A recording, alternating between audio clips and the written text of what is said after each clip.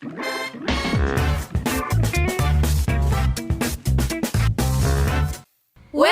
to Deliberasi. Adel Intan berkolaborasi, mendengar untuk belajar, mendobrak zona nyaman.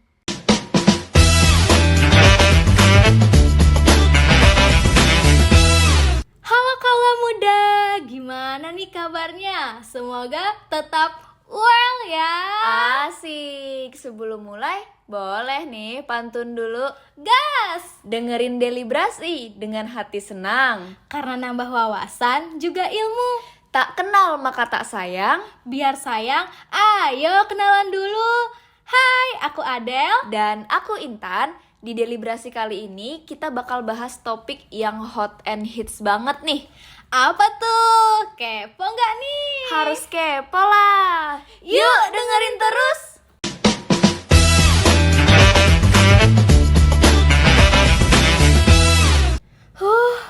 Hot banget cuaca hari ini. Iya nih, hot parah. Ini sih namanya beneran se-hot topiknya. Perasaan makin hari makin panas deh. Quick question. Kenapa bumi semakin panas? Lah, tiba-tiba banget. Jadi ceritanya main ranking 1 nih, bukannya mau bikin podcast. Ya, karena terjadi global warming. Nah, kenapa tuh terjadi global warming? Ini nih yang mau kita bahas hari ini. Jadi, global warming ini salah satunya terjadi karena adanya efek rumah kaca yang disebabkan oleh deforestasi hutan. Saat ini, perubahan lingkungan yang terjadi pada bumi telah memasuki fase yang sangat genting, bahkan sudah darurat loh. Iya, padahal sebenarnya efek rumah kaca ini bermanfaat bagi keberlangsungan hidup manusia tahu. Efek rumah kaca sendiri ini berarti fenomena di mana panas dari matahari terperangkap di atmosfer bumi oleh gas-gas rumah kaca. Gas-gas ini nih termasuk karbon dioksida, metana, dan uap air kan? Nah, benar.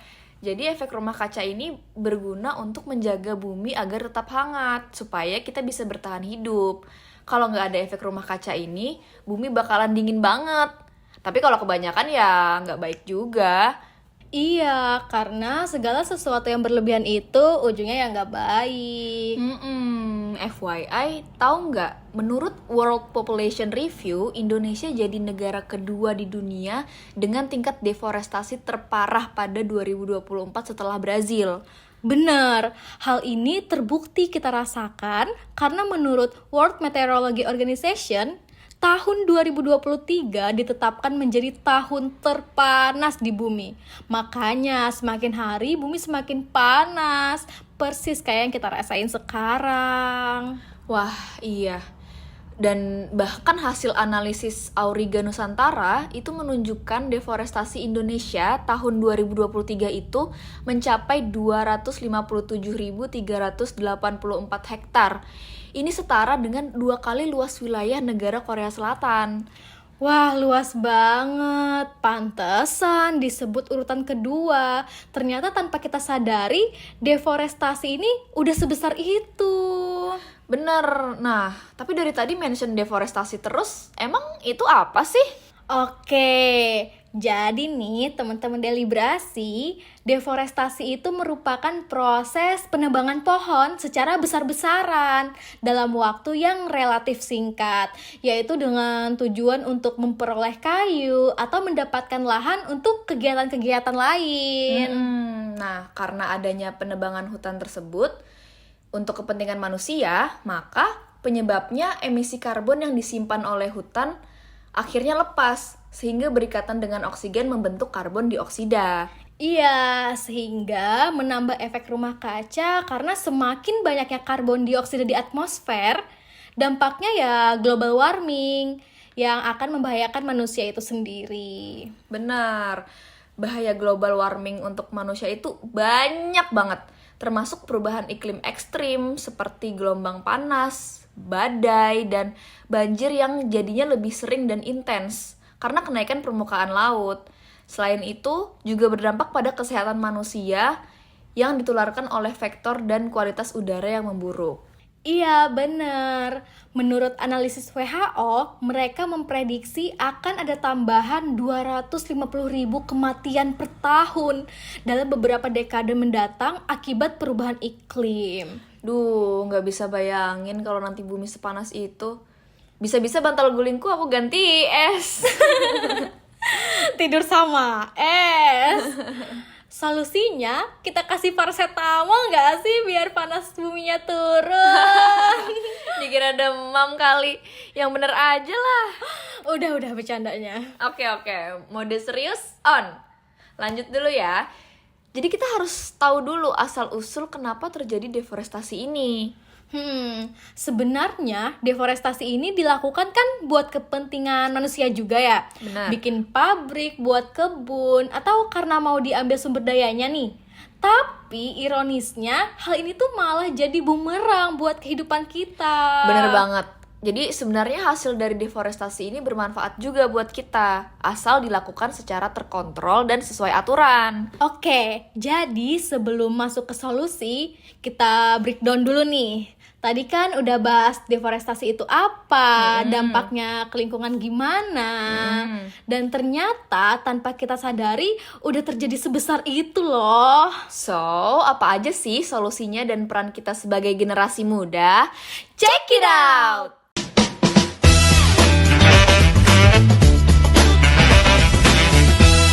Oke, yang pertama, pasti teman-teman deliberasi udah sering banget nih dengar dari SD. Apa tuh? Yaitu reboisasi, menanam pohon kembali di berbagai kawasan hutan yang telah dideforestasi. Kedua, yaitu dilakukan tebang pilih, menebang pohon dengan memilih sesuai dengan umurnya. Jadi, pohon yang telah berumur ditebang terlebih dahulu dan pohon lainnya tetap dibiarkan hidup. Selain itu, dilakukan penanaman kembali untuk mengganti pohon berumur yang telah ditebang. Oke. Dengan siklus yang berulang ini, maka penebangan dapat dilakukan secara rutin dalam jangka waktu tertentu. Nah, mumpung kamu ngomongin tebang pilih nih, aku jadi ingat sesuatu. Ternyata jenis hutan itu ada banyak, dan setiap jenisnya menyimpan emisi karbon yang berbeda-beda juga.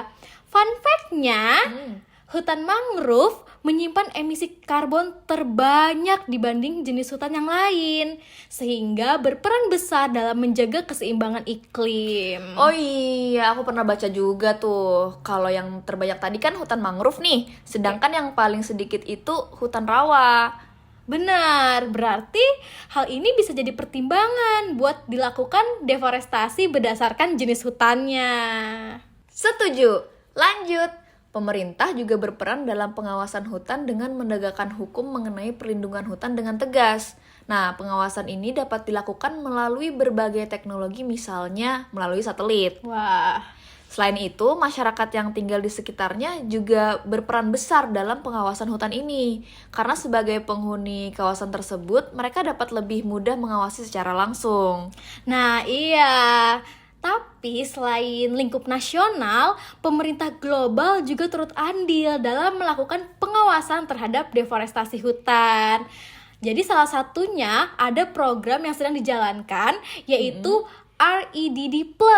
Nah, itu Reducing Emission from Deforestation and Forest Degradation, yaitu merupakan salah satu metode yang dilakukan untuk berbagai aktivitas konservasi hutan. Nah, jadi basically cara kerja programnya itu dengan melakukan pemetaan hutan mana yang akan direncanakan dideforestasi. Kemudian dilakukan pengukuran karbon di hutan tersebut. Jangan sampai hutan yang ternyata menyimpan karbon paling banyak kayak hutan mangrove itu malah dideforestasi. Bener banget, Tan. Terus setelah diidentifikasi nih, perencanaan deforestasi ini dilakukan secara strategis dan ramah lingkungan, yaitu dengan meminimalkan dampak negatifnya.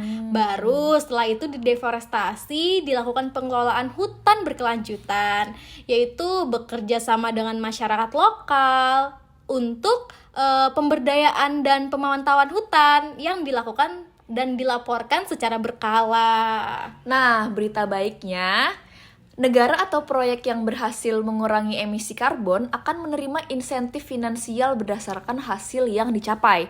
Pembayaran berbasis hasil ini dimaksudkan untuk mendorong negara-negara berkembang dan pihak terkait agar terus melakukan upaya konservasi dan pengelolaan hutan yang berkelanjutan, Del. Wah, keren banget dapat uang. Jadi makin semangat nggak untuk berkontribusi? Yaps. Tapi nggak sesimpel nanam satu pohon langsung dapat uang ya. Baru aja aku kepikiran gitu tahu. Ya kamu. Lanjut dulu deh. Program ini bisa berhasil bukan dari satu pihak atau satu orang aja, tapi seluruh unsur masyarakat, mulai dari diri kita sendiri sebagai generasi muda hingga pemerintah juga berperan besar. Jadi sebenarnya solusi ini dijalankan dimulai dari diri kita sendiri dulu nggak sih? Iya, sebagai generasi muda, kita juga berperan dalam mengatasi deforestasi ini yang ujungnya berpengaruh terhadap iklim. Yaitu dimulai dari hal kecil seperti mengganti pemakaian tisu dengan sapu tangan, mengurangi penggunaan kertas, atau memakai kertas daur ulang. Iya. Apalagi kan sekarang udah era digital nih, bisa kali. Selain itu, pasti kita punya perabotan berbahan kayu di rumah kan? Nah, itu kita harus merawatnya agar dapat digunakan dalam jangka panjang. Sekarang juga ada loh perabotan kayu yang memiliki sertifikasi khusus sustainable, yang berarti perabotan tersebut berasal dari kayu daur ulang. Jadi kalau kita ingat hal itu, kita jadi lebih aware terhadap barang kita, karena kita ingat yang kita pakai itu hasil dari menebang pohon. Wah, keren. Terus tuh ya Del, selain yang kamu sebutin tadi, kita sebagai generasi muda juga dapat mengedukasi dan mengkampanyekan pakai platform media sosial untuk meningkatkan kesadaran tentang deforestasi dan sekaligus mempromosikan tindakan untuk melindungi hutan. Bener, apalagi rata-rata sekarang pada punya Instagram, TikTok, Twitter, dan itu hampir semua kalangan usia, apalagi Gen Z kayak kita ini. Benar. Nah, selain itu, kita juga bisa menerapkan aksi nyata seperti jadi sukarelawan. Gabung nih dengan organisasi lingkungan atau program sukarelawan yang fokus pada konservasi hutan. Kali aja nanti kita viral kayak Pandawara Group. Boleh, viral tapi dalam hal positif dan bermanfaat. Nah iya, dan nantinya kita bisa juga berkolaborasi dengan komunitas lokal, bekerja sama dengan mereka yang terdampak langsung oleh deforestasi ini, yaitu untuk mencari solusi bersama yang sesuai nih dengan kebutuhan mereka. Wah, ide bagus tuh. Langsung gas nggak sih? Sabar dulu, podcastnya belum selesai. Maklum, semangatnya lagi menggebu-gebu nih. Kalau dipikir-pikir banyak juga ya solusinya. Jadi tunggu apa lagi? Masa nunggu sampai bumi meleleh kayak es krim di musim panas sih? Kayaknya udah kelamaan ngobrol nih kita. Semoga pikiran kalian gak ikutan hot dengan topiknya sehot siang ini. Oke, kita tahu topiknya cukup berat ya kali ini. Iya. Tapi kita harus menghadapi kenyataan kalau bumi ini butuh bantuan kita. Betul. Dan ingat, kalau kalian merasa dunia ini makin panas, itu bukan karena kalian habis jogging di siang bolong, tapi mungkin karena emisi karbon kita yang sudah berlebihan. Boleh, masuk. Jadi mulai sekarang mari kita kurangi jejak karbon kita, kurangi penggunaan kertas dan tisu, ikut serta dalam penghijauan, dan kalau bisa peluk pohon setiap hari. Gak ada yang dipeluk ya. Jangan buka kartu dong. Tapi bener loh, tindakan kecil kita bisa membuat perubahan besar. Jadi jangan dianggap remeh. Dan jangan lupa untuk ikut serta dalam aksi-aksi lingkungan. Kalau bisa, jadilah superhero lingkungan. Boleh.